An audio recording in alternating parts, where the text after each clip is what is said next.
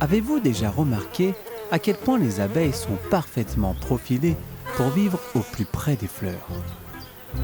Leurs ailes leur permettent de les atteindre rapidement. Leurs antennes captent leur parfum enivrant.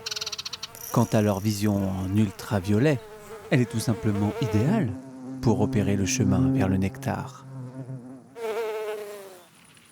Le nectar, ce liquide sucré, délicieux et bourré d'énergie. Et il en faut de l'énergie pour voler. Pour goûter au précieux liquide, disponible au cœur de la fleur, les abeilles sont équipées d'une langue. Drôle d'appendice qu'est cette langue. Elle est repliée sur les bords, telle une gouttière, munie de poils, tel un pinceau. Le tout est composé de plusieurs segments qui s'articulent indépendamment les uns des autres. L'outil est étrange, mais drôlement efficace pour lécher et aspirer le nectar.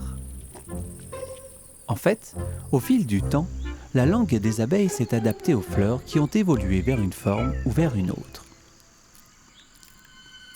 La longueur et la forme de cette langue est propre à chaque espèce, si bien qu'une abeille peut prélever le nectar sur certaines fleurs, mais pas sur d'autres.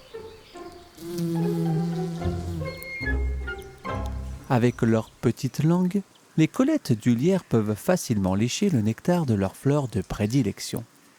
Le lierre, évidemment. Chez les anthophores et les bourdons, là, on ne joue plus dans la même cour florale. Avec leur longue langue, ces abeilles peuvent accéder au nectar des corolles les plus profondes, comme ici sur la consoude. Les abeilles adultes se nourrissent de nectar. Pourtant, elles passent beaucoup de temps à récolter un autre aliment que produit la fleur, le pollen. Et cette fois-ci, ce n'est pas la langue, mais ce sont les pattes qui sont au travail. Des pattes recouvertes de poils, évidemment. Les étamines de la fleur produisent le pollen.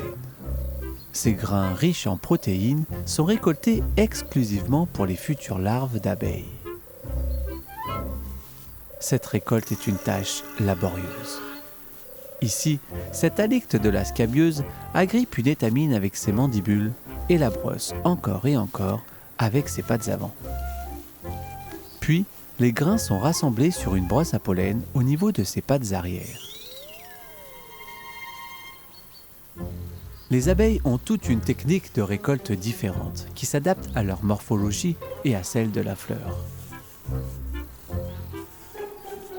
La plupart des abeilles transportent leur butin sur les pattes arrière. Mais certaines, comme les osmies, accumulent le pollen sous le ventre pour le ramener jusqu'au nid.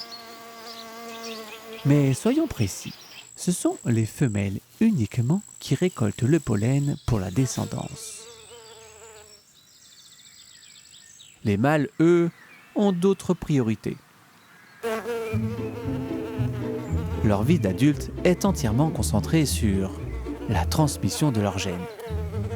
Entre deux ravitaillements rapides de nectar, ils patrouillent au-dessus des massifs floraux et foncent sur les femelles présentes.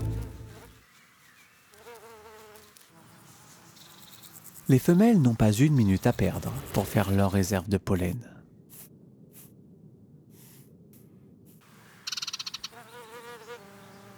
Certaines visitent à peu près toutes les fleurs adaptées à leur morphologie. Mais d'autres sont plus regardantes, voire franchement exigeantes quant à la nourriture de leurs futures larves. C'est le cas de cette abeille. L'andrène de Pendel récolte uniquement le pollen des fleurs appartenant à la famille des campanules.